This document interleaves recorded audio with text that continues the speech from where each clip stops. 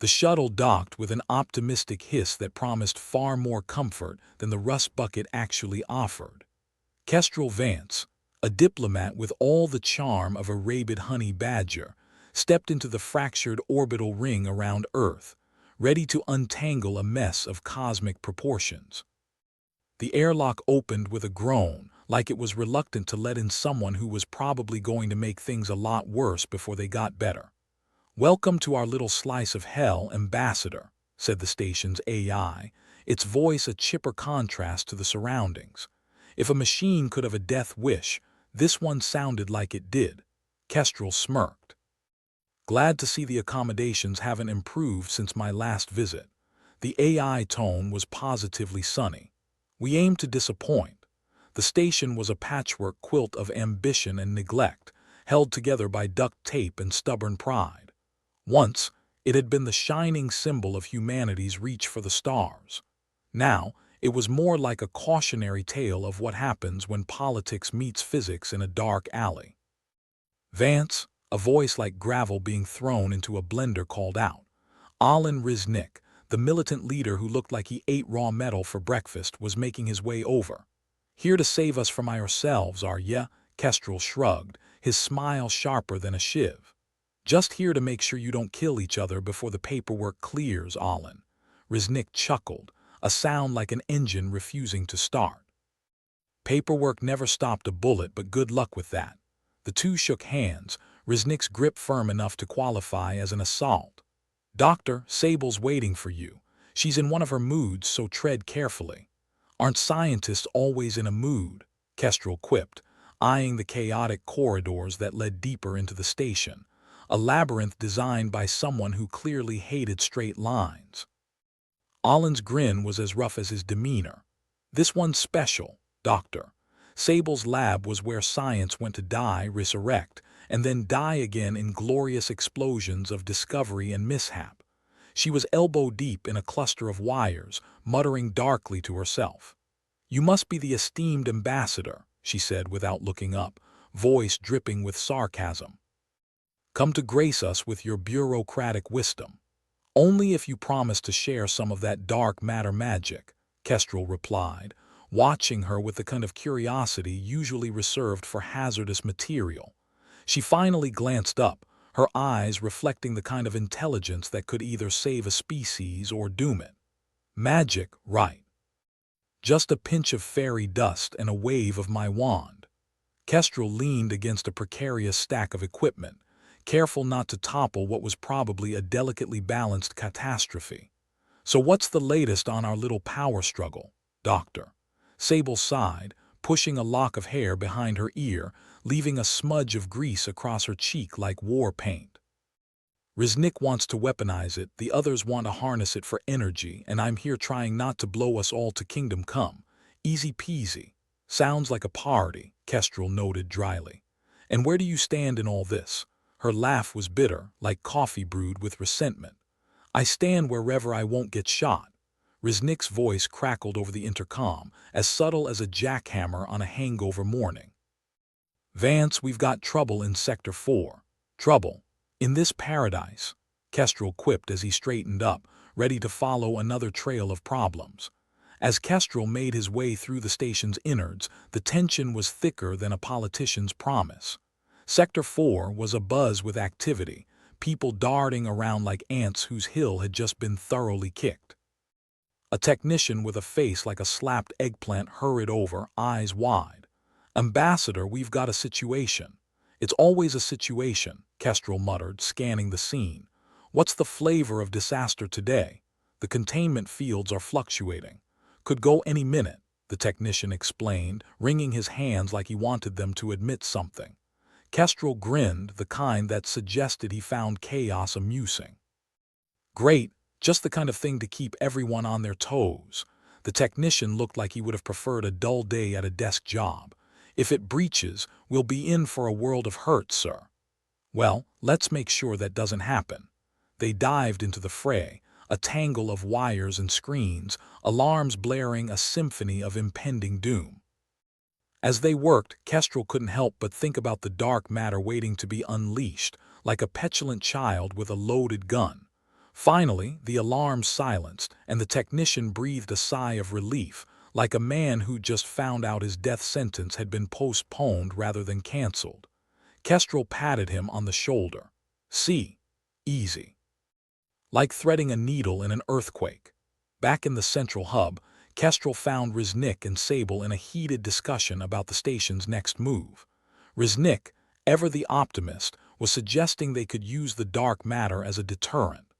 "Nothing says don't mess with us like a big explosion," Riznik argued, eyes gleaming with the delight of a man who had clearly never learned what overkill meant. "Doctor." Sable rolled her eyes, a gesture that could power small appliances. "Or we could not risk turning the station into a new asteroid belt." Kestrel threw himself into a chair, weary yet energized by the insanity around him. "How about we all agree not to blow ourselves up just this once?" Riznik shrugged. "Where's the fun in that?" Kestrel knew he was only half joking. The factions were like dogs on a leash, each tugging in a different direction, and Kestrel was the poor soul holding onto the other end, trying to keep them from ripping each other apart, or the universe for that matter. "What do you suggest, Vance?" Doctor, Sable asked, leaning against a console with practiced indifference. "A nice, long talk with everyone holding hands and singing," Kestrel suggested. "Or failing that, bribing everyone to not kill each other," Riznik laughed. "Bribery seems more likely to work." The diplomat sighed, staring out at the stars that blinked innocently beyond the station's windows, as if mocking their feeble attempts to control something so vast. "Whatever it takes to keep this place in one piece." Doctor, Sable's gaze followed his. "What if it all goes sideways?" Kestrel grinned, a grin that knew too much about things going sideways. "Then we get to say I told you so right before we blow up." As the makeshift council continued its debate, Kestrel felt the weight of the orbital ring's fractured alliances pressing down, each faction like a toddler insisting they were the most important. And just like toddlers, it wouldn't be long before someone threw a tantrum, or a grenade. The meeting dragged on, each argument a carefully crafted bomb, ready to explode if handled incorrectly. Riznik and Sable were at each other's throats more than they were discussing solutions, and Kestrel was the unlucky referee in this game of cosmic chess where every piece was a potential disaster. Finally, the meeting adjourned, everyone going their separate ways with a promise to reconvene once tempers had simmered down. Kestrel wandered through the dimly lit corridors, the hum of the station a constant reminder of the precariousness of their situation. He found himself beside a viewport, the vastness of space both comforting and terrifying. Dark matter, the unknowable force they squabbled over, danced invisibly beyond the glass, a reminder of how small they really were. Kestrel sighed, rubbing a hand over his face. "And I thought babysitting politicians was bad," he muttered to himself. "Talking to yourself already, Vance," a voice called out. It was Riznik, leaning against the wall with the casual air of someone used to leaning on things, be they physical or metaphorical. "Sometimes it's the only way to have an intelligent conversation," Kestrel shot back, a smirk tugging at his lips. Riznik chuckled, joining him at the viewport.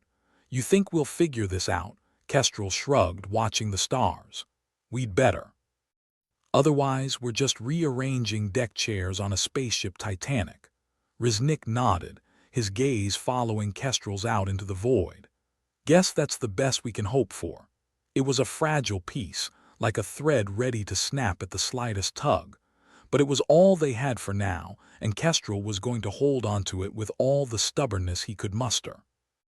As Riznik walked away, leaving Kestrel alone with his thoughts and the endless expanse beyond, the diplomat couldn't shake the feeling that things were about to get a whole lot more complicated. Just another day in paradise. The station was a beehive of bad decisions, buzzing with the potential for catastrophe. Kestrel leaned against the railing in the central hub, watching the factions squabble with the kind of detached amusement one might reserve for a reality show where everyone was armed with live grenades. "Vance, Doctor," Sable called, approaching with the urgency of a person who knew too much and was happy to share the misery. Got a minute? For you, Doctor. I've got two, Kestrel replied, pushing himself off the railing. What's the latest flavor of doom? She handed him a data tablet, her expression grim enough to make a ghost weep. We've intercepted some comms, rumors about a weapon, big enough to make the dark matter look like a firecracker. Of course, Kestrel sighed, scanning the screen, because life just wasn't complicated enough. Sable nodded, folding her arms. They're calling it the Annihilator. I'm guessing it's not a new vacuum cleaner, Kestrel snorted. Sure, and I'm Santa Claus. Who's behind it? Hard to say. Could be any of the factions or someone new trying to muscle in, Sable responded, her tone dark as the vacuum of space. We need to find out before someone decides to play God. Don't they always? Kestrel muttered, handing back the tablet. Anyone else know about this? Not yet. I wanted to give you the heads up before Riznik hears and starts planning a fireworks display. Appreciate it, Kestrel said, the phrase carrying more weight than it had any right to. I'll handle Riznik, somehow. Sable gave a wry smile. Good luck with that, you'll need it. Kestrel nodded, already dreading the conversation. Convincing Riznik not to use the weapon would be like convincing a dog not to chase a ball.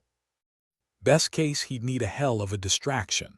He found Riznik in the strategy room, a place that looked more like a war bunker than a diplomatic center. The militant leader was hunched over a table littered with maps and plans, eyes gleaming with a fervor that could ignite a solar flare. Riznik, Kestrel called, strolling in with casual defiance. Got a minute? Riznik looked up, grinning like a shark who just spotted a wounded seal. For you, Vance, I've got two. What's the news? Kestrel bit back a grimace. Rumors about a new weapon, the Annihilator. Riznik's grin widened. I've heard whispers, big gun, big bang. My kind of party. Yeah, well, we're trying to avoid the kind of party that ends with the universe sending noise complaints, Kestrel replied, crossing his arms. Riznik chuckled, a sound like gravel being ground into dust. You think it's real? Doesn't matter if it's real. If people think it's real, that's enough to cause a riot, Kestrel said, his tone as sharp as a blade. We need to find out who's behind it before someone presses the wrong button. Riznik shrugged, the movement as casual as it was menacing. I'll put my people on it. See what we can dig up. Kestrel nodded, knowing full well that Riznik's version of digging up usually involved explosives. Let me know what you find. As he left the room, Kestrel couldn't shake the feeling that he just handed a loaded weapon to a toddler, but he'd have to trust Riznik's restraint, for what it was worth, while keeping himself ready to intervene. The station was a powder keg, and the Annihilator was the spark that could send them all sky high. Kestrel moved through the corridors, thinking about the precariousness of alliances held together by little more than duct tape and wishful thinking. In the station's cramped cantina, Kestrel found a moment of respite. The place was a microcosm of the station itself, chaotic, rundown, and full of people either too desperate or too stupid to care. The food was a mystery wrapped in stale bread, but at least the coffee was strong enough to stand on its own. Kestrel, a voice called, pulling him from his thoughts. It was Dr. Sable again, sliding into the seat across from him. Riznik on board with our little problem.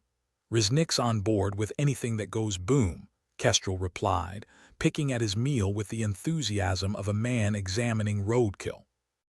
But he'll look into it, she nodded, glancing around as if expecting the walls to have ears. We need to tread carefully. If word gets out, we'll have a full-blown panic on our hands. Kestrel took a sip of his coffee, grimacing as it scalded his tongue. Panic's just good exercise, keeps the heart rate up. Sable rolled her eyes. You have a plan, I assume. Not yet, but I'm working on one. Hopefully something that doesn't end with me getting vaporized. Fingers crossed, she said dryly, standing up. Let me know if there's anything I can do. Kestrel watched her go, feeling the weight of responsibility settle over him like a particularly clingy ghost. He finished his meal, if it could be called that, and headed back to the central hub.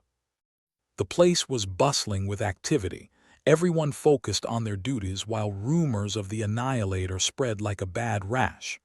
Kestrel found himself next to a console, staring at the data readouts as if they might offer some divine enlightenment. "Ambassador," a voice said, breaking through his concentration.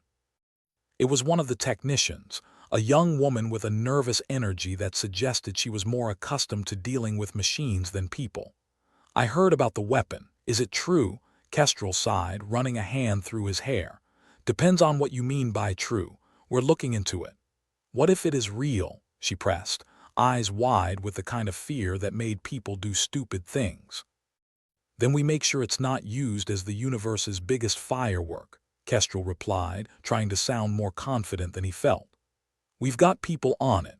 Just keep doing your job and we'll do ours." She nodded, not looking entirely convinced, but she returned to her work, her fingers a blur over the console. With the technician pacified, Kestrel turned his attention back to the task at hand. The Annihilator was a wild card in an already volatile hand, and he had a sinking feeling that things were going to get worse before they got better. As the hours dragged on, the tension in the station was palpable. Conversations were hushed, and every glance held the weight of unspoken fears.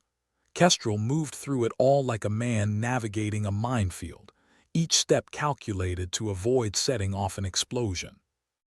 In the strategy room, he found Riznik again, this time accompanied by a few of his trusted lieutenants.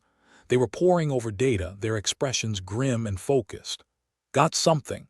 Kestrel asked, stepping into the room with a confidence he didn't entirely feel. Riznik looked up, his eyes gleaming with the hard edge of determination. "We've traced some of the comms. Looks like a splinter group from the outer colonies." "They're the ones behind the rumors." "Great," Kestrel muttered, "because what we really needed was another faction to worry about." Riznik shrugged, a movement that spoke volumes about his opinion on the matter. "We deal with it or we let them hold us hostage. Your call." Kestrel considered, weighing the options like a man trying to decide which poison was least likely to kill him. "We need more intel. Something solid to bring to the table." "We're working on it," one of Riznik's lieutenants said, a grizzled man with a scar that ran from his temple to his jaw. "But it's slow going. These guys are good at hiding." "Keep at it," Kestrel said. "We need to know what we're up against before we make any moves." With a nod, the group returned to their work, leaving Kestrel to mull over the situation. The outer colonies were a wild card, unpredictable and dangerous. If they really were behind the Annihilator, then the stakes had just risen higher than the station's creaky support beams could comfortably handle. "Doctor," Sable found him later, her expression as weary as he felt. "Any progress?" she asked, sliding into the seat across from him. "Some. Outer colonies might be involved," Kestrel said, rubbing his temples. "But we're still piecing it together. Figures," she muttered. "They've always been a thorn in our side." "Yeah, well, this thorn's got a damn big point," Kestrel replied, his tone laced with acid. "If they've got the Annihilator, we're in deeper shit than we thought." Sable nodded, her gaze turning inward as she considered the implications. "We'll figure it out," she said eventually, though neither of them seemed entirely convinced. As the station churned on, Kestrel couldn't help but feel like they were standing on the edge of a precipice, the ground crumbling beneath their feet. But they had to keep moving, keep fighting to maintain the precarious balance they were so desperately clinging to. Because if they didn't, the only thing waiting for them was the cold, unforgiving embrace of space. And Kestrel wasn't quite ready to give in to that particular inevitability just yet. Kestrel Vance was having one of those days where the universe seemed determined to remind him just what a piece of cosmic junk it really was. He was on his way back to his quarters, desperately hoping to avoid any further disasters, when the station's alarm system blared into life. The sound was somewhere between a dying cat and a dentist drill, annoying, ear-piercing, and certain to herald bad news. "Attention, residents," the station's AI chirped with a cheerfulness that would make an undertaker seem lively. "We've detected structural instability in the orbital ring. Please remain calm and await further instructions." Kestrel stopped dead in his tracks, a sinking feeling settling in his gut. "Of course," he muttered to himself, throwing his hands up in exasperation. "Because what we really needed was more excitement. Turning on his heel, Kestrel sprinted towards the strategy room, his mind racing through a mental checklist of all the ways this could go catastrophically wrong. He arrived to find Riznik already there, barking orders at his lieutenants like a drill sergeant on amphetamines. "Riznik," Kestrel called, catching his breath as he slid to a stop. "What's the situation?" Riznik's expression was one of grim determination. "Sabotage. Someone's been tampering with the ring's support systems. If we don't stabilize it soon, we're looking at a catastrophic failure," Kestrel swore under his breath. "Any idea who?" Riznik shook his head. "No, but when I find them, they'll wish they were never born." "Join the club," Kestrel replied, already formulating a plan. "We need to get this under control before millions of people become space debris." "Doctor." Sable entered the room, her face a mask of barely contained frustration. "I've been reviewing the data," she said, her voice cutting through the tension like a scalpel. "The structural integrity of the ring is compromised at 3 key nodes. If we can reinforce them, we might be able to buy ourselves some time." "And how do we do that?" Riznik asked, crossing his arms. "Last I checked, we don't have a warehouse full of spare parts." Sable fixed him with a steely gaze. "We improvise. This station is full of scrap and tech we can repurpose. We just need to be clever about it." Riznik snorted, a sound that was half amusement, half disbelief. "MacGyvering our way out of a catastrophe. Sure, why not?" Kestrel nodded. "It's our best shot. Riznik, I need you and your people to handle the manual work. Get teams out to those nodes and start reinforcing them with whatever you can find." "And what are you going to do?" Riznik asked, eyebrow raised. "Try not to die," Kestrel replied, his tone lighter than he felt. "And maybe lend a hand if I can, Doctor." Sable rolled her eyes. "Let's just make sure there's something left to save." With the plan set, the room erupted into organized chaos. Riznik's lieutenants moved with purpose, their voices a low rumble of determination as they coordinated teams to head out into the bowels of the station. Kestrel followed Sable to the engineering bay, a place that looked like it had been hit by a tornado. Parts and tools were strewn about, creating a deadly obstacle course of sharp edges and malfunctioning equipment.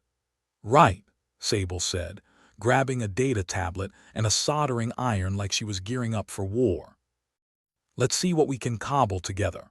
Remind me to never let you redecorate my quarters," Kestrel quipped, sidestepping a particularly precarious pile of scrap metal. Sable smirked, her fingers flying over the tablet with a speed that suggested she was part machine herself. "I've got a list of materials we can use, mostly old plating and support beams. It's not pretty, but it should hold." "Pretty's overrated," Kestrel replied, glancing around the mess. "I'll help gather what we need. Just tell me where to start." They worked in tandem, moving with the frenetic energy of people who knew their lives depended on their ability to jury-rig a solution. Kestrel lugged heavy pieces of metal from one end of the bay to the other while Sable directed the chaos like a maestro conducting a symphony of desperation. "How long do you think we've got?" Kestrel asked, wiping sweat from his brow as he dumped another load of materials at Sable's feet. She glanced at her tablet, frowning. "An hour, maybe 2. Depends on how fast Riznik's teams can work." "Great," Kestrel muttered. "Plenty of time to contemplate my life choices."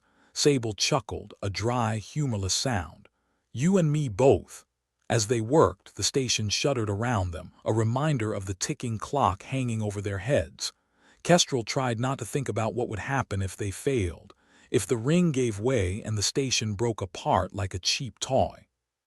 Finally, Sable straightened, her expression a mix of exhaustion and grim satisfaction. "That should do it. Let's get these to the teams and pray to whatever gods are listening that it's enough." "Praying's never been my strong suit," Kestrel said as they loaded the makeshift reinforcement kits onto a hover cart. "But I'll give it a shot if it means not being vaporized."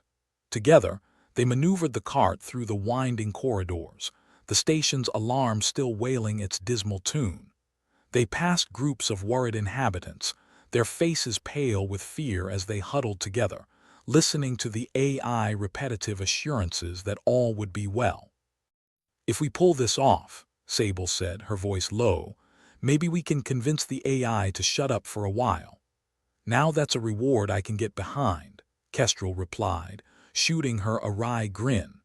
They reached the first node, a tangled mess of wires and supports that looked more like a giant spider's web than a vital piece of infrastructure. Riznik's team was already there, hard at work tearing out damaged components and replacing them with the salvaged parts. Riznik glanced up as they approached, his brow furrowed with concentration. About time you showed up. We could use an extra set of hands. Happy to oblige, Kestrel said, rolling up his sleeves and setting to work alongside the others. The next hour passed in a blur of sweat-strained muscles and curses muttered under breath. Kestrel found himself wedged between two massive beams, holding a patch in place while Riznik welded it down with the precision of a surgeon. "Think this'll hold?" Kestrel asked, squinting against the bright flare of the welding torch. Riznik grunted, a sound that could have meant anything from yes to "we're all screwed." "It better." "I'm not in the mood for a space walk." Kestrel would have laughed if he wasn't so damn tired. "Yeah, let's keep that as Plan Z." Once the first node was as secure as they could make it, they moved on to the next, dragging what remained of their materials with them. The process was repeated, each team working with the kind of desperate urgency that only comes when death is breathing down your neck. Finally, the last patch was in place, and they stood back to admire their handiwork, or at least, the fact that nothing had immediately fallen apart. "Good enough for government work," Kestrel quipped, trying to ignore the tremor in his hands. "Let's hope so," Riznik replied, his expression reflecting a weariness that matched Kestrel's own. With the system stabilized for now, they returned to the strategy room, where the tension hung thick enough to cut with a knife. Dr. Sable was already there, reviewing the latest data with a furrowed brow. "It looks like it's holding," she said, glancing up as they entered. The relief in her voice was palpable. "For now, anyway." "Good," Kestrel replied, collapsing into a chair with a groan. "Because I don't think I can lift another damn thing." Riznik chuckled, the sound rough but genuine. "You did good, Vance. Maybe there's hope for you yet." "High praise," Kestrel said with a tired grin. "I'll take it." Sable joined them, placing her tablet on the table with a sigh of relief. "We've still got a lot of work to do, but this should buy us some time to figure out who was behind the sabotage. And what we're going to do about it," Riznik added, his tone hard as steel. Kestrel nodded, his mind already racing with possibilities. The station was safe for now, but the threat of the Annihilator still loomed large, and whoever had tried to take out the ring was still out there, ready to strike again. "We'll find them," Kestrel said, his voice carrying a quiet determination. "And when we do, they'll wish they'd picked a different target." Sable and Riznik both nodded, their expressions mirroring his resolve. It wasn't over yet, not by a long shot, but they'd weathered the first storm, and that was a victory in itself. As the station settled into a semblance of calm, Kestrel allowed himself a moment to breathe, to savor the small triumph in the face of overwhelming odds. It was a temporary reprieve, but one he'd gladly take. After all, in a universe determined to throw curveballs at every turn, sometimes surviving the day was all the victory you needed. The station's mess hall was a cacophony of frayed nerves and anxiety-fueled chatter, like a party where everyone's invited but nobody wants to be there. Kestrel found himself wedged between two equally jittery engineers, both nursing beverages that looked like they could strip paint from the walls. "Cheers to not dying today," Kestrel muttered, raising a mug of something that may have been coffee in one hand and exhaustion in the other. The engineer on his left laughed, a sound that had more in common with a bark than anything human. "Hey, if we survive, I'll even buy you a second round of this swill." "Kind of you," Kestrel replied, taking a sip and grimacing. It tasted like regret mixed with burnt rubber, but only if it comes with a side of victory. Alan Riznik barged in, a storm cloud in human form. He scanned the room, his gaze finally landing on Kestrel like a predator sighting prey. "Vance, we've got a problem." "Of course we do," Kestrel sighed, setting down the mug like he was saying goodbye to a long-lost friend. Lead on, fearless leader. Riznik didn't bother with pleasantries, stomping through the crowd like a bull with a vendetta. Kestrel followed him down the narrow corridor, the overhead lights flickering like they couldn't decide whether to stay on or give up entirely. They reached the strategy room, which was filled with an assortment of grim-faced officials and holoscreens that filled the air with a cold blue glow. Dr. Sable was already there, her expression as welcoming as a snowstorm on a winter's night. "Glad you could join us," she said to Kestrel, a hint of sarcasm slipping into her voice. "I was beginning to think you'd taken up residence in the mess hall." "Tempting," Kestrel replied, leaning against a wall. "But I figured you'd miss me too much." She rolled her eyes, then turned to the holoscreen displaying an ominous schematic of the station. "We've confirmed that the Annihilator isn't just a bedtime story meant to scare children and keep interstellar peace treaties intact. It's real and someone's aiming to use it. And I thought my day couldn't get any worse," Kestrel muttered, staring at the display. "Who's behind it?" Riznik grunted, crossing his arms with enough force to make his muscles bulge impressively. "If I knew that, I'd be personally introducing them to the cold vacuum of space." "Lovely thought," Kestrel said with a chuckle. "But let's focus on stopping the apocalypse first, shall we?" Sable nodded, fingers flying over her data tablet like an artist with a brush and a sudden inspiration. "Our priority is preventing them from activating it, which means we need to disable its launch protocols." "Sounds like a good way to not die," Kestrel noted dryly. "How do we get to those protocols?" "That's the catch," Sable said, not bothering to hide her frustration. "They're located in the deepest part of the station, the core where even the rats fear to tread." "Of course they are," Kestrel sighed, rubbing the bridge of his nose. "And I suppose it's crawling with enough security to make a fortress look inviting." She nodded.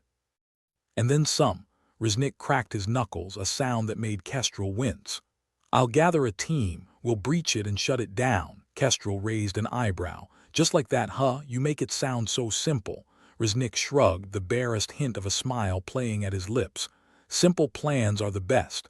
They leave less room for mistakes." "Unless the plan itself is a mistake," Kestrel pointed out. "Let's not dwell on that," Sable said, cutting in before the conversation spiraled into an argument. "We need to move quickly. Every second we waste, they get closer to turning this place into a very expensive firework display." "Right then," Kestrel said, pushing off the wall. "Let's give them a surprise they'll never forget."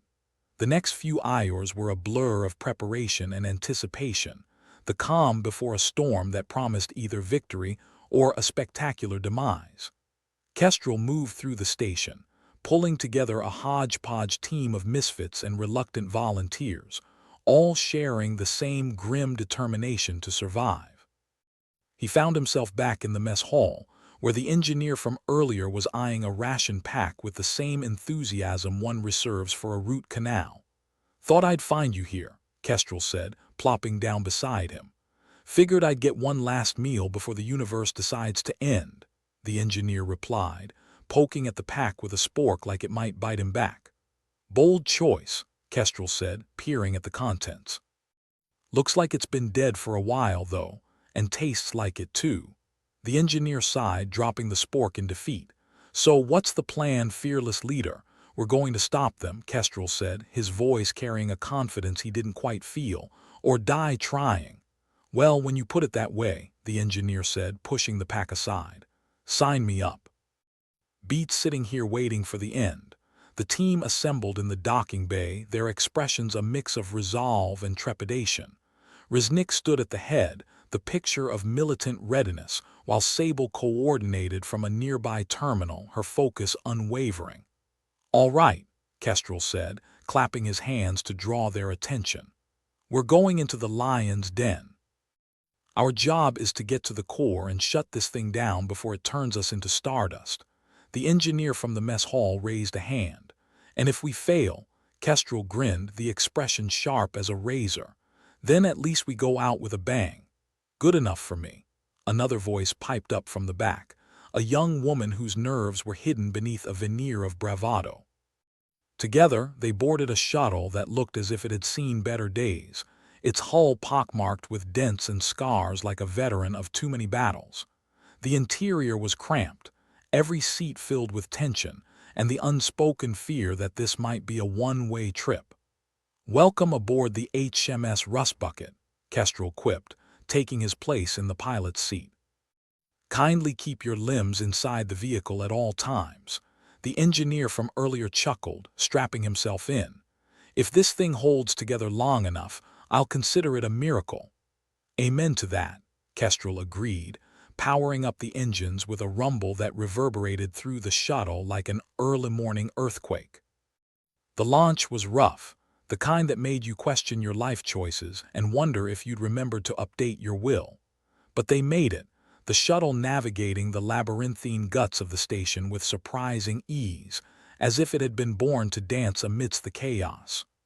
"Approaching the core," Kestrel announced over the comms, the words crackling through the speakers. "Get ready to move fast once we're down."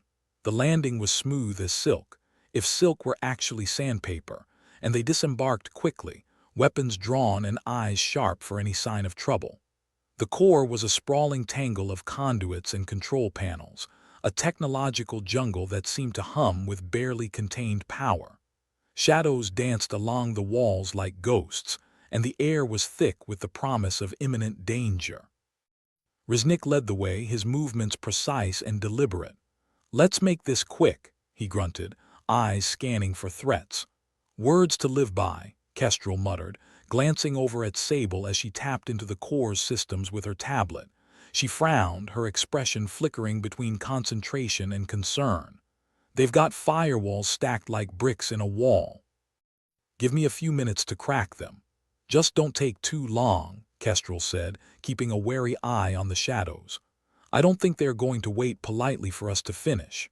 As Sable worked her magic, Kestrel and the others formed a perimeter, keeping watch for any sign of incoming hostiles. The atmosphere was tense, the kind that made your heart beat faster and your palms sweat. "Almost there," Sable said finally, her voice a thread of hope in the dark. "Just a few more seconds." Kestrel nodded, gripping his weapon tighter. "You hear that, folks? We're nearly home free." The engineer, now beside him, muttered, "Let's hope we're not celebrating early." Before Kestrel could respond, the room exploded into chaos. A door burst open, spilling in a squad of heavily armed soldiers, their expressions hidden behind visors that gleamed under the harsh lights. "Looks like we've got company," Kestrel shouted, dodging a barrage of energy blasts that turned the nearby console into a smoldering wreck. Riznik was already moving, his rifle spitting fire as he returned the soldiers' greeting with lethal precision. "By Sable time," he barked, his voice cutting through the cacophony. Kestrel ducked behind a console, squeezing off shots that pinged harmlessly off armor. "No pressure or anything," he called out to Sable, who was furiously tapping away at her tablet. "Just keep them off me," she replied, her focus unbroken. "I'm almost in." The firefight was brutal, the air thick with smoke and the acrid stench of burnt circuitry. Kestrel found himself in a deadly dance, ducking and weaving through the chaos, returning fire wherever he could. The engineer beside him took a shot to the shoulder, grunting in pain but refusing to fall. "I'm fine," he insisted, returning fire with gritted teeth and grim determination. Kestrel nodded, sparing a moment to admire the man's resolve. "Just stay alive, all right." Finally, with a triumphant shout, Sable cracked the final firewall. "I'm in," she yelled, fingers flying across the tablet with the urgency of a surgeon racing to save a dying patient. As she initiated the shutdown sequence, the soldiers faltered, confusion rippling through their ranks as systems began to fail around them. "That's our cue," Riznik barked, rallying the team for one final push. "Let's get out of here before they recover." They fought their way back to the shuttle, the journey a frantic blur of bullets and breathless sprints. The engineer stumbled along, clutching his wounded shoulder, but never once falling behind. "Everyone aboard," Kestrel shouted, collapsing into the pilot's seat as the last of his team scrambled in. Let's get the hell out of here. The shuttle lifted off with a lurch, escaping the core in a burst of speed that left Kestrel's heart hammering against his ribs. As they cleared the danger zone, the reality of their success began to sink in. "We did it," Sable said, collapsing into a seat with a weary smile. "We actually did it," Kestrel chuckled, the sound tinged with relief and disbelief. "Yeah, we did. Now let's hope it sticks." Riznik settled into the co-pilot's seat, his expression as hard as ever but with a glimmer of satisfaction in his eyes. "Good work, Vance. You might just make a hero out of yourself yet." "Well, not if I can help it," Kestrel replied, guiding the shuttle back toward the station with a steady hand. "Heroes tend to have a short shelf life, and I'd like to stick around a bit longer." As the shuttle docked and the team disembarked, Kestrel allowed himself a moment of quiet victory. They'd survived another day, kept the station safe, and bought themselves some time to figure out who was behind the sabotage. But even as they celebrated, he couldn't shake the feeling that the real fight was only just beginning. The mess hall buzzed with the kind of nervous energy reserved for disastrous family reunions or final exams. Kestrel found himself wedged between two equally exhausted engineers. The smell of burnt coffee and desperation lingered in the air, the kind of aroma that screamed, "Welcome to another day of cosmic misery." "So, we're not dead yet." "That's a win, right?" Kestrel quipped, earning a weak chuckle from the engineer on his left who looked like he hadn't slept since last year's solstice. "Only a matter of time," the engineer muttered back, his eyes bloodshot and hopeful. Hopeful for sleep, that is. Survival was a secondary concern at this point. Just then, Alan Riznik stormed in like a wandering thunderstorm, bearing down with all the subtlety of a meteor strike. "Vance," he barked, his voice as gravelly as an asteroid belt, "we've got a situation." Kestrel sighed, pushing away the half-eaten ration pack. "Aren't we always in a situation, Riznik? It's like the universe's way of saying it loves us." Riznik wasn't in the mood for banter, his expression as hard as the station's titanium bulkheads. "We've got a rat in the ranks," he said, and it felt like the temperature in the room dropped several degrees. "A rat, huh?" Kestrel said, scratching his chin thoughtfully. "Just when I thought this day couldn't get any better." "Who's the lucky contestant?" Riznik leaned in, his eyes narrowing. "Sable." Kestrel blinked, processing the information with all the grace of a malfunctioning data tablet. "Sable? You've got to be kidding. She just saved our asses." Riznik's nod was a fraction of a movement, but it carried the weight of a gravitic anomaly. Intercepted communications. "She's been playing both sides." Kestrel slumped back in his chair, disbelief warring with betrayal. "Guess it's too late to ask for a reference, huh?" The humor was thin, barely masking the simmering rage beneath. A betrayal from Sable meant more than a knife in the back. It was a nuke in the gut. "We've got to act, and fast," Riznik insisted, urgency sharpening his words. "The orbital ring's stability is shot to hell. Another push from our friends on the outside, and we could be looking at a fireworks show none of us come back from. Right? Because everything else has gone so smoothly today," Kestrel muttered, standing up. "Fine. Let's give them a performance then." They headed to the strategy room, the walk shared in a silence thick enough to drown in. The station's AI chirped overhead with its usual cheer, a stark contrast to the mood. "Please remember to report any suspicious activity to station security. Your safety is our priority." "Yeah, sure," Kestrel grumbled under his breath. "Right after I find a unicorn to ride out of here." The strategy room was a hive of grim faces and flickering holoscreens displaying the station's battered schematics. It was like a morbid art gallery, each image telling a story of things that were about to go very, very wrong. "You all know why we're here," Riznik announced, his voice cutting through the ambient noise like a rusty knife. "We've been compromised, and it's time to plug the leak." "And how exactly do we do that?" one of the younger officers asked, fear and doubt etched in every line of his face. Kestrel leaned forward, planting his hands on the table with deliberate calm. "We do what humans do best, survive through sheer stubbornness and a knack for the impossible." "Sounds foolproof," someone muttered from the back, earning a ripple of nervous laughter. Ignoring the tension, Kestrel locked eyes with Riznik. "What's the plan for Sable?" Riznik's expression was as impassive as a black hole. "She gets a chance to explain. If she can't convince us, then we treat her like any other threat." Kestrel nodded, though his gut twisted at the thought. Sable had been one of their own. The idea of having to turn on her was like chewing glass. "Let's make it quick then," Kestrel said, his voice steady despite the turmoil inside. "We've got bigger fish to fry." Like, say, not turning into cosmic ash. With that grim reminder, they set the plan into motion. Sable was already in the strategy room, her eyes meeting Kestrel's with an unreadable expression. "Vance," she greeted, her tone casual but tinged with something darker.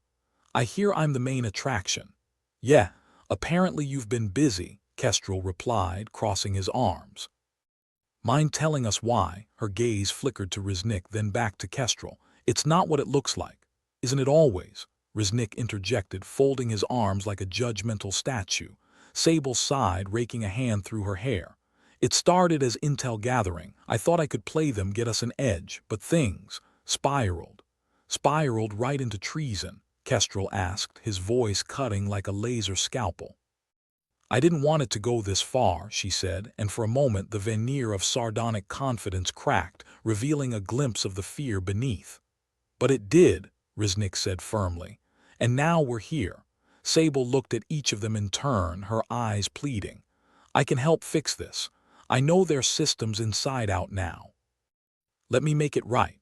The room fell silent, the weight of the decision pressing down like the gravity of a neutron star. Kestrel finally nodded, albeit reluctantly. "All right, one last chance, but screw us over and you won't get another." "Wouldn't dream of it," Sable replied, her tone almost light. Almost. With a plan tentatively in place, they moved to rally the rest of their ragtag team. The station was on the brink, its systems flickering like a dying star. "We're not just fighting to survive," Kestrel told the assembled crew, his voice filled with the kind of desperate hope that bordered on insanity. "We're fighting to prove we're not ready to be written off just yet." A murmur of agreement rippled through the crowd, the kind of ragged determination that had brought humans this far into the cold embrace of space. Kestrel caught Riznik's eye, the two sharing a moment of understanding. It was them against the void, against whatever bastards thought they could turn humans into stardust. "Let's get this done," Riznik commanded, leading the way. The corridors echoed with the hurried footsteps of people who knew they might be marching to their doom. The air thrummed with the tension of 1,000 unspoken fears, the kind that made every breath feel like a luxury. As they reached the docking bay, Kestrel paused, glancing back at the station that had been both their refuge and their prison. "If this is where we make our last stand, at least we won't go quietly," he said, the corner of his mouth twitching upwards. Sable, standing beside him, managed a faint smile. "Here's hoping we make it out loud enough to annoy someone." The mood shifted as they boarded the shuttle, everyone settling into their roles with a resigned sense of purpose. The engines hummed to life with a shudder, the sound a promise of both salvation and destruction. The journey through the station's skeletal framework was a blur of flickering lights and echoing alarms, each warning shrill enough to make Kestrel consider deafness as a viable lifestyle choice. Finally, they reached the Orbital Ring's control center, a labyrinth of controls and displays that seemed to mock them with its complexity. "Right," Kestrel said, clapping his hands. "Let's shut this thing down before it shuts us down." Sable moved to the main console, her fingers a blur as she interfaced with the system. "This might take a minute," she warned, the concentration etched on her face. "Just don't take too long," Riznik said, scanning the room for any sign of trouble. Kestrel leaned against a console, keeping his weapon ready. "I swear if anyone else wants to betray us today, now's the time. I'm getting bored." Time stretched, every second a potential eternity waiting to see if their gamble would pay off. The tension was palpable, a living thing breathing down their necks. "Almost there," Sable said, her voice tense with the effort of wresting control from whatever forces sought their end. Kestrel let out a breath he hadn't realized he'd been holding. That's what I like to hear. The last thing I need is another near-death experience. But before they could bask in the glow of potential success, the room shuddered violently, alarms blaring as the station's stability took another hit. "Damn it," Riznik swore, his face a mask of concentration. "We're running out of time." Kestrel gritted his teeth, glancing at the others. "Hold on, people. We're not done yet." Sable's fingers flew over the controls, her brow furrowed in determination. "Just keep them off me a little longer," she called out, her voice a lifeline in the chaos. The promise of another chance hung in the air, fragile and precious. They would either walk away heroes or become another forgotten tragedy in the vastness of space. With a final keystroke, Sable's eyes lit up. "Got it," she declared, triumph blazing in her eyes. As systems began to stabilize, Kestrel felt a surge of hope tinged with disbelief. They might just make it after all. Riznik nodded, his expression softening just a fraction. "Good work. Now let's get out of here before something else goes wrong." With the station no longer on the brink of catastrophic failure, their retreat was more orderly, if no less frantic. The shuttle ride back felt like a victory lap, albeit one soaked in sweat and the stench of adrenaline. Back in the docking bay, Kestrel took a moment to catch his breath, the realization of their survival slowly sinking in. "Well, that was a hell of a day," he said, his voice a mix of relief and exhaustion. Sable nodded, her earlier bravado tempered with genuine relief. "Seems we're not dead yet." Riznik clapped Kestrel on the shoulder, a rare smile breaking through his perpetual scowl. "You did good, Vance, we all did." "Yeah, well, just another day in paradise," Kestrel replied, allowing himself a small, weary grin.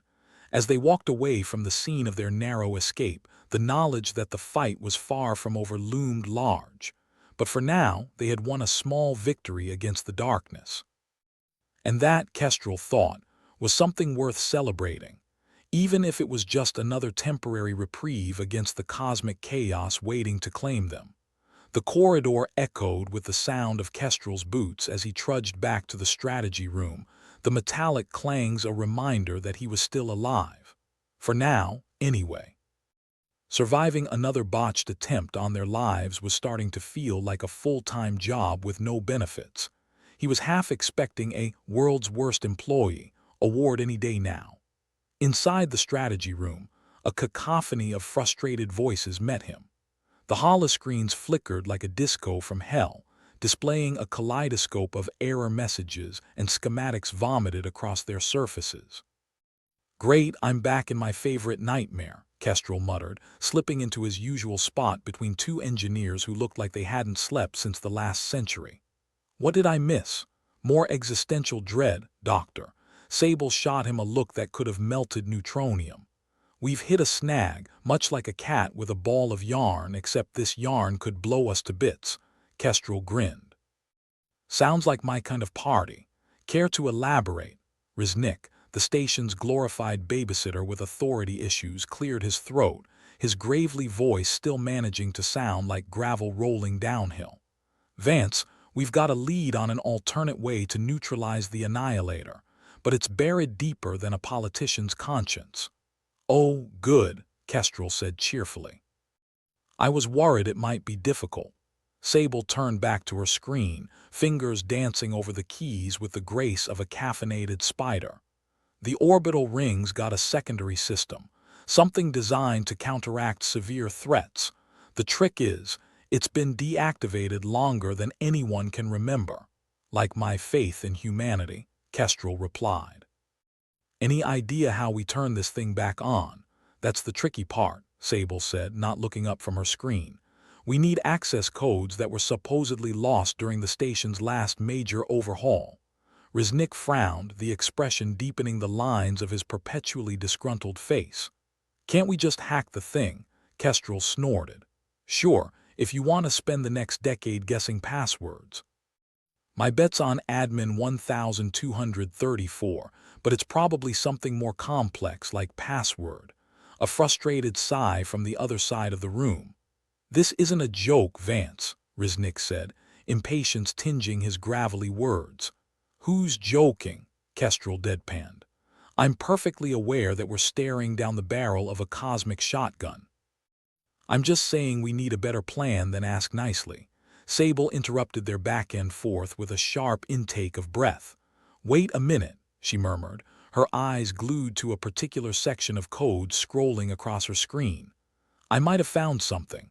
A backdoor protocol buried in the old system logs." "Sounds promising," Kestrel said. "What's the catch?" Sable's fingers froze and she looked up, eyes shadowed with uncertainty. "We need to manually access the control node at the heart of the station. It's in the oldest part of the structure, practically falling apart and crawling with God knows what kind of dangers." "Of course it is," Kestrel said, rolling his eyes. "It couldn't possibly be in the nice, safe part of the station with the plush carpeting and free mints." Resnick's scowl deepened. "Time's ticking, Vance. We need a team to get in there, access the control node, and activate the protocol. There's no room for error. And by team, you mean me, right? Of course you do. Let's just hope whatever's crawling around in there doesn't mind company." "Pack your sarcasm and your blaster," Resnick said. "You've got a date with Destiny, and she's not bringing flowers." As Kestrel prepared for what promised to be another round of misery and possible death, he couldn't help but reflect on the sheer absurdity of it all. Here they were, a ragtag bunch of overworked misfits, possibly the last hope for saving a station that looked like it should have been condemned centuries ago. It was enough to make a man laugh, or cry, or both at the same time. The journey to the heart of the station felt like a descent into madness, every step echoing through the abandoned corridors like the ghosts of better days long gone. The air was stale, tinged with the scent of forgotten hopes and rust. Kestrel led the way, his weapon ready, his mind bracing for whatever fresh hell awaited them. Sable was right behind him, her face a mask of determination, while a pair of engineers brought up the rear, looking like they'd rather be anywhere else. "Cheer up, folks," Kestrel called over his shoulder. "If we pull this off, we might live to see tomorrow. Or at least die in a more interesting way." The corridor opened into a vast, cavernous chamber that seemed to stretch into infinity, its walls lined with forgotten machinery and the shadows of 1,000 forgotten dreams. The control node, a massive tarnished relic of a bygone era, loomed in the center, a monument to humanity's arrogance and desperation. "Well, there it is," Kestrel said, gesturing at the node with a flourish. "Our ticket out of this mess, assuming it doesn't decide to kill us first." Sable edged closer, her eyes scanning the node with clinical detachment. "Looks structurally sound, old but intact. We just need to plug in and hope it forgives us for waking it up," Kestrel chuckled. "I doubt it holds grudges. But let's not take any chances." The engineers moved in, setting up their equipment with the care of surgeons operating on a patient they didn't particularly like. Sable crouched beside them, her fingers a blur as she began the delicate dance of coaxing life back into the ancient system. "How we looking?" Kestrel asked, keeping an eye on their surroundings. The feeling of being watched was palpable, and he had no intention of being caught off guard. "Getting there," Sable replied, her voice a tight wire of concentration. "Just a little longer." "Take your time," Kestrel said, his eyes scanning the shadows. "It's not like we have a homicidal weapon breathing down our necks." As the minutes dragged on, the tension in the air thickened, a living thing that threatened to suffocate them. Kestrel's mind raced, calculating every possible outcome, every potential disaster that could derail their fragile plan. And it was then, amidst the silence and the shadows, that they heard it. A low, ominous hum that vibrated through the floor, growing louder with each passing second. Kestrel's heart sank. "Please tell me that's the sound of success." Sable's face was pale, her eyes fixed on the data streaming across her screen. "It's the system booting up," she said, though her voice held little confidence. "But there's something else. Something. Off. Define off," Kestrel said, his grip tightening on his weapon. The chamber shuddered violently, and the hum escalated into a roar, an awful mechanical screech that echoed through the room like a banshee's wail. Riznik's voice crackled over the comms, barely audible over the cacophony. "Vance status report. We're in," Kestrel shouted back, "but the system's throwing a tantrum. Any chance you can send a lullaby?" "Negative," Riznik replied grimly. "You're on your own, stabilize it or we're done for." "Great," Kestrel muttered. "Just great." Sable continued to work, her fingers a blur of desperation and hope. The engineers scrambled to keep up, their faces taut with concentration. The node groaned, shuddering beneath the strain, its ancient circuits straining against the demands being placed on them. Kestrel watched, helpless, as the machinery threatened to tear itself apart. "We're almost there," Sable said, her voice tight with urgency. "Just a few more seconds." Kestrel's eyes flickered to the shadows, expecting them to come alive with enemies at any moment. But the real threat was the machine itself, its inscrutable heart beating faster and faster, a harbinger of doom.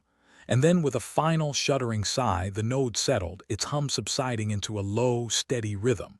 The lights flickered, then stabilized, casting a cold, sterile glow over the chamber. "We did it," Sable breathed, her face a mask of disbelief and relief. "The system's online. We have control." Kestrel grinned, the weight of the world momentarily lifting from his shoulders. "Nice work, Sable. Now let's get out of here before it changes its mind."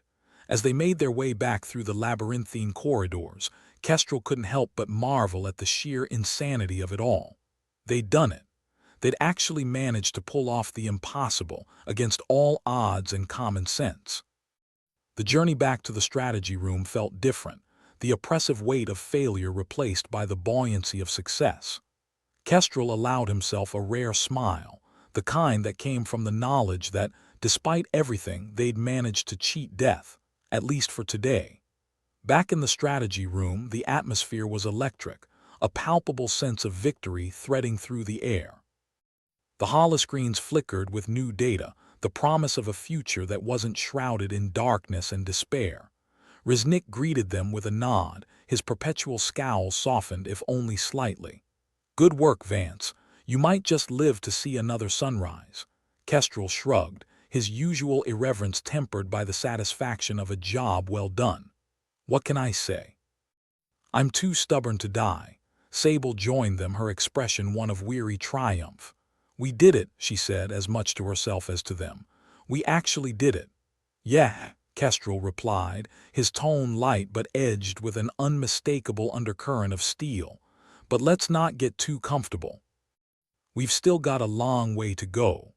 The room lapsed into a comfortable silence, the kind that spoke of shared experiences and hard-won victories. They'd managed to stave off disaster, at least for now. Tomorrow would bring new challenges, new trials, but for the moment they could afford to exhale. And as Kestrel stood there, surrounded by the people who'd become his family in this floating tin can, he allowed himself a moment of quiet reflection. They'd survived another day, and that was worth celebrating, even in the grim, unyielding expanse of space. But as he turned his gaze to the stars beyond the station's battered windows, Kestrel couldn't shake the feeling that their greatest challenges were still to come. The universe, after all, was a cold and unforgiving place, and the only certainty was that nothing was certain. Yet, amidst the uncertainty, one thing remained clear. So long as they stood together, they stood a chance. And that, in the end, was all they could ask for. With a final nod to his comrades, Kestrel turned his gaze back to the holoscreens, ready to face whatever awaited them beyond the stars. Kestrel Vance slouched back into the strategy room like a man returning from a particularly bad blind date, the kind where your date turns out to be a man-eating alien in a skin suit. The atmosphere was still electric, humming with relief and a sprinkle of disbelief.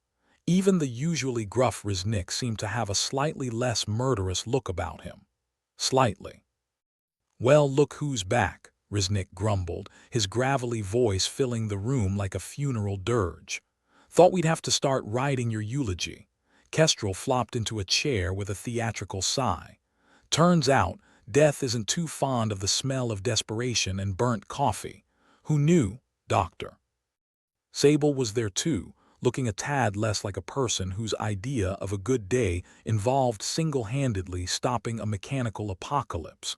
Her expression was a mix of exhaustion and triumph, like she'd just run a marathon only to find out she'd narrowly avoided being hit by a falling piano at the finish line. "We've stabilized the system," she said, brushing a strand of hair back into place. For now," Kestrel repeated, letting the words hang like a particularly gloomy rain cloud. "Sounds like my last relationship." Riznik glanced at the holoscreens displaying the new data, his usual scowl softening into something almost resembling a smile. "Stabilized is good.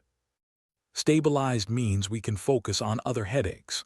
Like convincing the factions not to kill each other and take us with them," Sable pointed out, as if she just remembered she left the stove on back home, only her home was a death trap orbiting Earth. "Ah yes, the factions," Kestrel said, his voice dripping with sarcasm. "Remind me again, why can't we just let them blow each other to bits? Saves us the trouble. Because, charming as that sounds, the fallout would take us out too," Sable replied, her tone as dry as a Martian summer. "Right, mutual destruction," Kestrel mused. "A classic. Guess it's time to play nice." Riznik folded his arms, looking every bit the weary dictator juggling a bag of live grenades. "Time to show them what we've got. Make them see reason." "Reason," Kestrel laughed, a sharp, biting sound. "In this place, we might as well hope for a snowstorm in hell." But he knew what they had to do. It was time to put on a show, the kind that would leave even the most stubborn faction leaders questioning whether shooting each other in the foot was really the best way forward. The mess hall had been transformed into a makeshift negotiation chamber. It smelled like stale dreams and the ghost of 1,000 burnt meals. Leaders from various factions were gathered, their expressions ranging from bored to hostile, like they were at a family reunion where everyone hated each other. Kestrel stood at the front, feeling like an underpaid magician about to pull a rabbit out of a hat full of rabid weasels. He cleared his throat, his voice steady despite the chaos lurking just beneath the surface. "All right, let's cut the crap," he began, earning a few raised eyebrows from the assembled leaders. "We all know why we're here. If you lot keep bickering this station and everyone on it goes kaboom." A murmur of discontent rippled through the room. One leader, a burly man with a face like a bulldog chewing a wasp, scoffed. "And why should we listen to you? You think you can scare us into peace?" Kestrel smiled, a thin, dangerous curve of the lips. "Not scare, convince. Big difference. And to do that, we've got a little demonstration." He gestured to Sable, who was standing by a holoscreen, her fingers dancing over the controls with practiced ease. The screen flickered to life, displaying the orbital ring's secondary system, a dormant beast, now stirred from its long slumber. "This," Kestrel said, gesturing dramatically at the screen, "isn't just a glorified piece of junk. It's our ticket to survival, if we use it right anyway." The skepticism in the room was palpable, almost thick enough to chew. "And if we don't," came a skeptical voice from the back. "Then we all get a front row seat to the end of days," Kestrel replied cheerily. "No refunds."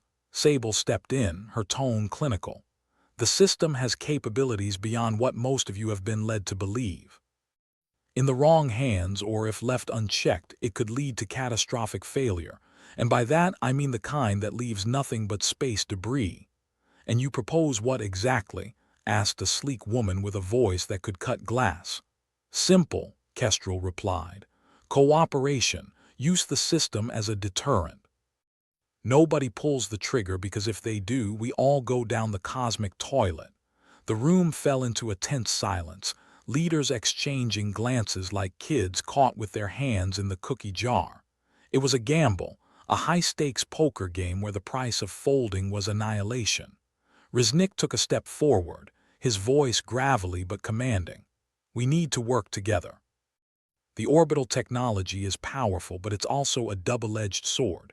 Peace is the only option that doesn't end in disaster." The leaders mulled this over, the weight of the decision pressing down like a lead blanket. Then slowly, the bulldog-faced leader nodded. "We'll consider it." Consider it fast, Kestrel said with a wry smile. Time's not exactly our friend here. More nods followed, reluctant but resigned. The prospect of mutual extinction tended to dampen even the most fiery of vendettas. For now, a truce was the best they could hope for, a thin veneer of peace over a powder keg of tension. As the leaders filed out, Sable turned to Kestrel, her expression a mix of relief and disbelief. I can't believe that worked. Kestrel shrugged, his trademark irreverence tinged with satisfaction. People can be remarkably reasonable when faced with their own imminent demise. Riznik grunted his approval, his eyes still fixed on the holoscreen. You've bought us time, Vance. Let's hope it lasts. Hope's all we've got, Kestrel replied, his voice both cynical and hopeful. That and a station held together with duct tape and dreams. As the makeshift negotiation chamber emptied, Kestrel allowed himself a moment of grim satisfaction. They'd averted disaster, at least for now. The future was uncertain, the path ahead fraught with danger and doubt. But in the darkness of space, amidst the chaos of human folly, they had carved out a fragile peace. And if that wasn't worth a drink or two, he didn't know what was. Later, back in the strategy room, Kestrel sat with a mug of something that claimed to be coffee but tasted more like industrial solvent. Sable was there too, staring at the holoscreens with an expression of cautious optimism. We've got a chance, she said quietly, as if speaking too loudly might break the fragile spell of hope. Yeah, Kestrel agreed, taking a sip of his dubious beverage. A slim one, but it's better than nothing. Riznik, leaning against a console, nodded thoughtfully. You did good, Vance. Maybe you're not entirely useless after all. Thanks, Kestrel said dryly. High praise from a man who'd sell his grandmother for a working airlock. Sable chuckled, a rare sound in their grim reality. We should be celebrating. We've just averted a potential catastrophe. True, Kestrel said, putting down his mug. But let's not get too comfortable. The universe has a funny way of throwing curveballs when you least expect it. They lapsed into a companionable silence, the kind that only came after shared victories and narrowly avoided disasters. The station hummed around them, a fragile oasis in a vast and uncaring cosmos. Kestrel leaned back, eyes scanning the room, the people who had become his allies, his family. They'd survived another day, another battle, but the war was far from over. To survival, he said, raising his mug in a mock toast. Sable and Riznik followed suit, their expressions a mix of determination and weary hope. To survival, they echoed, clinking their mugs together. In the cold, unyielding expanse of space, amidst the chaos and uncertainty, it was a small victory. But it was theirs, and for now, that was enough. As Kestrel looked out at the stars, the vastness of the universe stretching endlessly beyond the station's battered windows, he knew they'd face whatever came next. Together. One impossible challenge at a time. And for the first time in a long time, he felt the faint stirrings of hope amidst the darkness. A hope that maybe, just maybe, they could find their way through the chaos and carve out a future worth fighting for. But for now, he was content to sit with his comrades, drink his suspicious coffee, and enjoy the fleeting peace they'd fought so hard to secure. Because in the end, in the vast, unyielding void of space, that was all they had. And that was all they needed. Kestrel Vance leaned back in his chair, contemplated the dregs of something that claimed to be coffee, and decided it was a bold-faced lie. The kind of deceitful sludge that even sewer rats would turn their noses up at. Still, it was better than nothing, and better than nothing was about as good as things got out here on the orbital ring. The tension from the recent negotiations still crackled in the air like static electricity before a storm. The room was a mess, both literally and figuratively, with chairs askew and data tablets abandoned like the broken promises they were. That was something, all right, Kestrel muttered, glancing over at Dr. Sable, who was nursing her own cup of questionable liquid, almost like a miracle, the kind where you're halfway sure the angels are just taking the piss. Sable snorted, a sound that was half amusement, half exhaustion. You know, Vance, for someone who's supposed to keep morale up, you do a fantastic job of making me want to jump out the nearest airlock. Hey, if you find one that's working, let me know, Kestrel shot back, flashing her a crooked grin. I might join you. Sable shook her head, a rueful smile playing at her lips. You really think this piece will hold? Or are we just delaying the inevitable? Honestly, Kestrel leaned forward, resting his elbows on the table. I figure it's like patching up a leaky ship. Might stay afloat today, might sink tomorrow. Won't know until we're knee-deep in water. Riznik wandered in, his usual growl softened to a mere grumble, which was practically a song of joy by his standards. You two look like you've been hit by a freighter. What I miss? Just some light existential dread, Kestrel replied, gesturing at the mess around them. And the realization that we're stuck in this glorified tin can with a bunch of trigger-happy lunatics. Sounds like a Tuesday, Riznik said, plopping down on a chair with the grace of a collapsing skyscraper. I've seen worse. Sable raised an eyebrow. Worse than potential annihilation, Riznik grunted, a sound that could mean anything from agreement to indigestion. I've been married, twice. This time, Kestrel laughed out loud, the boisterous sound echoing through the room. It was a rare moment of levity amidst the chaos, a reminder that even in the darkest times, humor could still find a way to shine through the cracks. So what's the plan? Sable asked, dragging the conversation back to the business at hand. We've got a ceasefire, but how do we make it stick? Simple, Kestrel said, though nothing about their situation qualified as simple. We rebuild, trust, alliances, maybe even this dam station if we're feeling ambitious. Convince everyone there's more to gain from working together than blowing each other to cosmic dust. Riznik scratched his chin thoughtfully. Not a bad idea for once, but how do we convince them we're not just pulling their legs? By actually doing it, Sable said, surprising both men with her sudden burst of optimism. We show them it works. Use the secondary system responsibly, share resources, keep everyone in the loop. It's amazing what transparency can do. Kestrel nodded, a grave expression settling over his features. Yeah, well, let's just hope no one decides to get twitchy fingers in the meantime. He glanced around the room, the debris of their recent meeting now an odd tableau of broken politics and fractured egos. The factions might have agreed to a truce, but there was no guarantee it would hold up under the pressure of reality. Think of it like babysitting a bunch of hyperactive kids with nuclear weapons, Kestrel mused. Except they are all convinced they are the adults in the room. Sounds like your kind of fun, Riznik said dryly. I've seen your idea of fun. It usually involves explosions. Only when I'm bored, Kestrel replied with a mock-serious nod. Luckily, I'm too busy trying to keep us all alive to get bored. Sable tapped a finger against the table, drawing their attention. I say we start with small wins. A little cooperation here, a bit of shared intel there. Build up to something bigger. And meanwhile, Riznik added, we keep the orbital ring stable, keep an eye on the factions, and maybe get a decent cup of coffee in here. If we're dreaming big, Kestrel quipped, why not ask for a working toilet and a holiday while we're at it? Sable chuckled, a sound that was both weary and hopeful. In your dreams, Vance. But hey, maybe one day. They lapsed into a comfortable silence, the weight of their responsibilities momentarily lightened by the camaraderie they'd forged through shared hardship.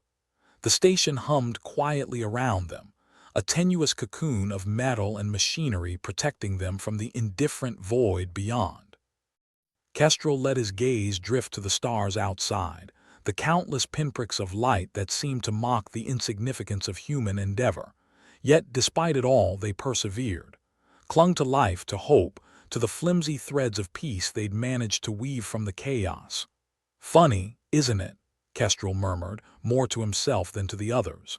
How we keep doing this. Staring into the abyss, daring it to stare back, and somehow convincing ourselves it won't swallow us whole. What's the alternative? Riznik asked, his voice gruff but not unkind. Curl up and wait for the end. Not my style, Kestrel admitted. Too much left to screw up first. Sable smiled faintly, her eyes meeting his across the table. "You're a strange man, Kestrel Vance.